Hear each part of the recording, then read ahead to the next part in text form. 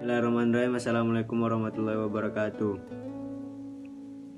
Kami dari kelompok 2 akan membawakan suatu tema yang bertemakan dengan memahami konsep hak dan hak milik, yang dianggotakan oleh Nisa Nur Aziza, Siti Rahmani, dan Muhammad Alhamid Rizkyadi. Untuk pembicara pertama yaitu Nisa Nur Aziza, waktu dan tempat kami persilahkan. Oke, baik. Terima kasih kepada Hamid telah memberikan kesempatan kepada saya. Jadi di sini saya akan membahas pembahasan yang pertama, yaitu tentang pengertian hak dan iltizam. Apa sih pengertian hak dan iltizam itu? Di sini saya akan menjelaskan apa itu pengertian dari hak. Definisi hak dalam Islam secara bahasa berasal dari kata al-haq, yang berarti kebenaran atau juga bisa bermakna ketetapan. Sedangkan secara istilah adalah sesuatu ketentuan yang digunakan oleh syarak untuk menetapkan suatu kekuasaan atau suatu beban hukum. Dan yang kedua itu pengertian dari iltizam. Definisi iltizam secara bahasa adalah yang bermakna kewajiban atau keharusan. Sedangkan secara istilah adalah akibat yang mengharuskan pihak lain berbuat, memberikan sesuatu atau melakukan sesuatu. Jadi, perbedaan hak dan iltizam di sini adalah dari segi substansinya. Hak itu sebagai taklif atau keharusan yang terbebankan pada pihak lain dari sisi penerima, sedangkan iltizam dari sisi sebagai pelakunya.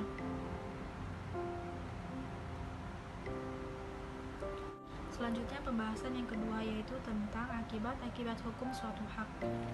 Akibat-akibat hukum suatu hak itu terbagi menjadi dua. Yang pertama itu perlindungan hak Islam. Perlindungan hak Islam memberikan jaminan perlindungan hak untuk setiap individu. Apabila terjadi pelanggaran hak, maka pemilik atau penerima hak dapat menuntut ganti rugi, dan pemerintah juga dapat memaksa pihak tertentu untuk memenuhi hak orang lain jika terjadi suatu perselisihan dalam pemenuhan hak. Oleh karena itu, diperlukannya suatu kekuasaan untuk menjamin terlindunginya hak agar pelanggaran terhadap hak orang lain tidak berkembang.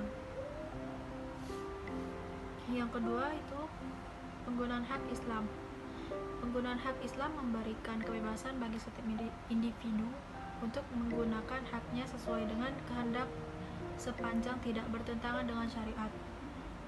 Selain harus sesuai dengan syariat, penggunaan hak juga tidak boleh melanggar atau mengganggu hak orang lain, sehingga perlindungan kebebasan dalam menggunakan hak pribadi harus jalan dengan hak orang lain dan masyarakat. Dan pembahasan yang ketiga itu tentang pembagian jenis hak. Pembagian jenis hak ini terbagi menjadi 4. Yang pertama itu dari segi kepemilikan hak. Dari segi kepemilikan hak ini dibedakan menjadi 2. Yang pertama itu ada hak Allah. Hak Allah adalah hak yang kemanfaatannya untuk memelihara kemaslahatan umum. Yang kedua itu hak manusia atau mukallaf. Hak manusia atau mukallaf ini adalah hak yang ditunjukkan untuk kepentingan manusia secara individu sebagai pemilik hak. Yang kedua itu dari segi objek atau substansinya. Dari segi ini hak dibedakan menjadi 2. Yang pertama itu ada hak syakhsi, yaitu suatu hak kewajiban yang dibebankan kepada seseorang untuk kepentingan orang lain berdasarkan hukum syara. Yang kedua itu ada hak aini. Hak aini itu adalah kekuasaan atau kewenangan dan keistimewaan yang muncul akibat hubungan secara langsung antara manusia dengan benda tertentu. Macam-macam hak ini antara lainnya ada 12, yaitu hak malikiyah, hak intifa, hak irtifak, hak istihan, hak ihtibas, hak qoror atau menetap, hak qadar, hak marsyad, hak murur, hak ta'ali, hak al-jiwar, hak syufa'ah atau hak syub. Yang ketiga itu dari segi kewenangan. Dari segi kewenangan ini hak dibedakan menjadi dua. Yang pertama itu ada hak diani atau hak keagamaan. Hak diani atau keagamaan ini adalah hak-hak yang dalam pelaksananya tidak dapat dicampuri atau diintervensi oleh kekuasaan negara atau kehakiman. Contohnya itu seperti hutang yang tidak bisa dibuktikan di depan hukum atau pengadilan. Yang kedua ini ada hak qadai. Hak qadai ini adalah hak yang di dalamnya bisa dicampuri atau diintervensi di pemerintah atau pengadilan. Contohnya itu seperti seorang yang mentalak istrinya karena sebuah kesalahan, maka pengadilan menjatuhkan hukum talak.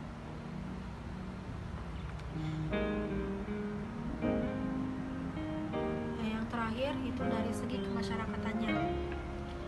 Dari segi kemasyarakatan ini hak dibedakan menjadi 3 bentuk. Yang pertama itu ada hak individu dalam lingkungan. Hak individu dalam lingkungan keluarga, setiap anggota dalam keluarga memiliki hak dan kewajiban sesuai dengan tugas dan tanggung jawab masing-masing. Misalnya, seorang istri berhak mendapatkan mahar dan nafkah dari suaminya. Sedangkan seorang suami mempunyai hak menjadi kepala keluarga yang mengarahkan kehidupan keluarga. Begitupun seorang anak. Seorang anak juga berhak mendapatkan nafkah, pendidikan, perawatan, dan pengarahan dari orang tuanya. Yang kedua itu adalah hak individu dalam lingkungan masyarakat. Setiap individu dalam masyarakat mempunyai kedudukan yang sama di dalam masyarakat. Oleh karena itu, tiap individu juga berhak memperoleh keadilan dalam mendapatkan pekerjaan dan perlindungan hukum bagi dirinya tanpa membedakan ras, suku, agama, dan sebagainya.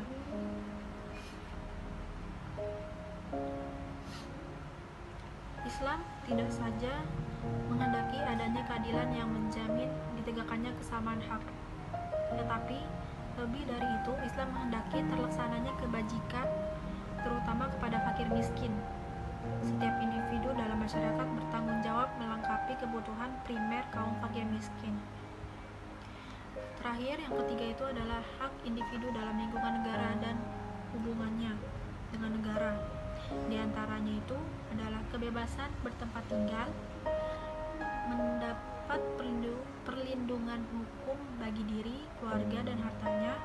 Begitupun sebaliknya, negara dalam hal ini adalah pemimpin juga berhak memperoleh kesetiaan, ketaatan, dan sikap nasionalisme dari rakyatnya. Dalam Islam, kaum fakir miskin berhak mendapatkan jaminan dari dana Baitul Mal yang tidak hanya bersumber dari dana zakat, namun juga dari dana-dana lain seperti ghanimah, faiz, sedekah, dan nafkah. Jika dana Baitul Mal tidak mencukupi untuk memenuhi kebutuhan primer kaum fakir miskin, maka negara diperbolehkan mengambil harta orang kaya untuk menutupi kebutuhan primer tersebut. Sekian dari pembahasan presentasi saya. Selanjutnya akan dilanjutkan oleh Rani. Di sini saya akan menjelaskan tentang tiga poin, yaitu tentang asal-usul hak milik, pengertian hak milik, serta pembagian hak milik. Yang pertama, saya akan menjelaskan tentang asal-usul hak milik. Manusia sebagai makhluk sosial atau makhluk yang bermasyarakat tentulah membutuhkan orang lain dalam hidupnya. Kebutuhan masyarakat yang sangat beraneka ragam membuat manusia tidak dapat memenuhi kebutuhannya sendiri. Oleh karena itu, dalam bermasyarakat tentulah ada pertentangan-pertentangan di antara manusia tersebut. Maka dari itu, untuk mengatur pertentangan-pertentangan tersebut, harus ada peraturan yang mengatur tentang hak-hak manusia tersebut. Pada hakikatnya, semua hak yang ada di muka bumi ini adalah milik Allah Subhanahu wa Ta'ala secara mutlak dalam ajaran Islam. Namun Allah telah mengaruniai hak-hak tersebut kepada kita sebagai manusia untuk menikmati dunia atau menikmati karunia dari Allah atau rezeki dan lain-lain. Jadi kita sebagai makhluk sosial pasti membutuhkan orang lain dalam hidupnya. Seperti contohnya seorang petani dan tukang besi. Di sini seorang petani kan bercocok tanam atau menanam padi. Sedangkan menanam padi atau bercocok tanam ini membutuhkan alat-alat seperti cangkul dan lain-lain. Namun, petani ini tidak dapat menciptakan atau memproduksi cangkul dan alat-alat lainnya. Maka dari itu, petani ini membutuhkan tukang besi ataupun yang lainnya yang bisa membuat alat-alat tersebut. Jadi, dalam Islam, asal-usul hak itu ada 3. Yang pertama, syariat Islam yang bersifat bebas, yaitu bebas membentuk dirinya dan kepribadiannya yang bebas dari pengaruh umat lain. Yang kedua, dalam menghadapi kesulitan, syariat Islam selalu bersandar pada kepentingan umum sebagai salah satu sumber pembentukan hukum Islam. Dan yang ketiga, ekonomi Islam berdasarkan Al-Quran dan hadis yang mengakui adanya hak pribadi dan hak umum. Dan poin selanjutnya yaitu tentang pengertian hak milik. Pengertian hak sendiri adalah segala sesuatu yang didapatkan sejak lahir, bahkan sebelum lahir. Yang pengertian milik berarti penguasaan terhadap suatu benda yang dikuasai serta diambil manfaatnya apabila tidak ada halangan syarat. Nah, dalam hal ini ada beberapa pengertian tentang hak, yaitu tentang secara etimologi dan secara terminologis. Secara etimologi, pengertian hak ini adalah ketetapan ataupun kepastian, sedangkan milik adalah penguasaan terhadap sesuatu yang mana tercantum dalam Al-Quran surat Yasin ayat 7. Dan sedangkan hak secara terminologis yaitu adalah pengkhusyuknya terhadap pemilik sesuatu barang menurut syarat untuk bertindak secara bebas bertujuan mengambil manfaat selama tidak melanggar syarat. Nah, dalam pengertian hak milik ini ada pengertian utama tentang hak. Yang pertama, hak merupakan kumpulan kaidah yang mengatur hubungan antar manusia baik berkaitan dengan harta maupun perorangan. Dan yang kedua, hak merupakan kewenangan atau kekuasaan atas sesuatu yang wajib atas seseorang untuk orang lain. Dan poin terakhir yaitu tentang pembagian hak milik. Di sini pembagian hak milik itu dibagi menjadi 2, yaitu pembagian hak milik sempurna dan pembagian hak milik tidak sempurna. Dalam pengertian hak milik sempurna yaitu orang tersebut memiliki zatnya atau bendanya serta manfaatnya juga, dan pemiliknya tersebut boleh melakukan apa saja terhadap benda dan manfaatnya tersebut. Sedangkan yang kedua yaitu hak milik tidak sempurna. Maksudnya seseorang hanya memiliki zatnya atau manfaatnya atau manfaatnya saja, berarti tidak memiliki dua-duanya. Jadi dalam hak milik tidak sempurna ini, apabila seseorang ingin memanfaatkan dari benda tersebut, maka harus ada izin dari orang lain yang memiliki hak dalam barang tersebut. Sekian dari saya. Terima kasih. Terima kasih untuk teman kita Siti Rahmani yang akan dilanjutkan untuk materi kita. Yang ketujuh adalah sebab-sebab kepemilikan, yang mana dalam hak dan hak milik itu terdapat atau disebabkan beberapa sebab dalam kepemilikan, yaitu faktor-faktornya dibagi menjadi 3. Yang pertama, ikhraj al-mubahat, yang mana ikhraj al-mubahat adalah harta yang mubah belum dimiliki oleh seseorang, atau harta yang tidak termasuk dalam harta yang tidak dihormati atau milik yang sah dan tak ada penghalangnya syar'i untuk dimiliki. Jadi harta al-ikhraj al-mubahat ini adalah yang mana harta itu belum dimiliki oleh seseorang. Semisalnya saya memiliki barang dan si B ini teman saya tidak memilikinya. Nah, itu termasuk namanya barang ikhraj al-mubahat. Atau yang bisa disebut juga dalam artian barang dalam harta yang tidak dihormati. Dan yang kedua adalah khalafiyah. Khalafiyah adalah bertempatnya seseorang atau sesuatu yang baru bertempat di tempat yang lama yang telah hilang berbagai macam haknya. Nah, yang dimaksudkan di sini adalah kita mempunyai barang dan itu sudah berpindah tangan atau sudah diberikan kepada orang lain. Nah, itu disebut yang namanya khalafiyah. Dan yang ketiga adalah taulud min mamlu. Taulud min mamlu itu adalah segala yang terjadi dari benda yang telah dimiliki menjadi hak bagi yang memiliki benda tersebut. Misalnya bulu domba menjadi milik pemilik bulu domba. Nah, jadi apabila kita memberikan atau mempunyai barang itu, atau kita misalkan mempunyai barang semisalkan seperti buku. Nah, ini buku ini kita kasih ke teman kita. Nah, yang jadi ya, buku ini menjadi hak milik, bukan menjadi hak milik kita lagi, tetapi sudah menjadi hak milik teman kita. Dikarenakan apa? Kita sudah mengasih atau memberikan hak milik ini berpindah tangan kepada teman kita sendiri. Nah, itu yang dimaksud dengan taulud min mamlu. Dan yang terakhir di sini terdapat klasifikasi milik. Yang mana klasifikasi milik ini dibahas dalam fikih muamalah secara garis besar, dapat dibagi menjadi dua bagian, yaitu milik tam dan milik nakisoh. Apakah yang dimaksud dengan milik tam? Milik tam adalah suatu pemilikan yang meliputi benda dan manfaatnya sekaligus. Artinya benda itu benda yang berbentuk zat dan kegunaannya dapat dikuasai. Jadi benda itu benar-benar masih bisa dipakai atau masih bisa berfungsi. Nah, itu yang dimaksud dengan milik tam. Milik tam sesuai dengan bahasa Arab tamamun. Jadi tidak ada yang kurang dari benda tersebut. Istilahnya dalam artian benda itu masih sempurna. Yang kedua adalah milik nakisoh. Milik nakisoh adalah bila seseorang hanya memiliki salah satu dari benda tersebut, memiliki manfaatnya atau kegunaannya tanpa memiliki zatnya.